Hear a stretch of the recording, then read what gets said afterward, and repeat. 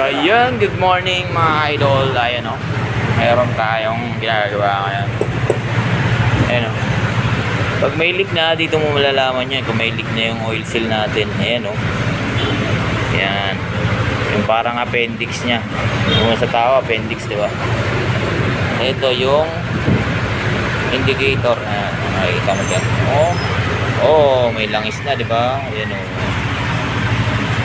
ibig sabihin yan, may tama na yung panggilid natin. Tama na yung oil seal. Ayan o, may leak na. So ayan o, daming dumi o kapal. So pag napunta yan dito sa ating belt ay magkakaroon na ng pag-slide. Nag-uumpisa mag-slide ang motor natin. Kahit nakabirit na ang takbo niya ay mabagal pa rin. So, yun lang. Good morning. Bye-bye. At eto na siya. Ayan na oh. O, diba? Ang lakas ng leak niya. May leak.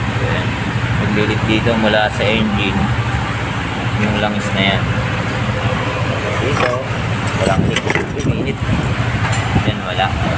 Okay pa, tulos pa, pero kung may pamalit, napalitan na. Kaya lang, wala siyang nabili. Isa lang. Ito yung code. Yan, yung code. 9310. Yan, screenshot na lang. Dito yan sa ikot ng backplate. Well, silwa. Okay, yun lang. Wala na naman kaming stock. Ganun talaga.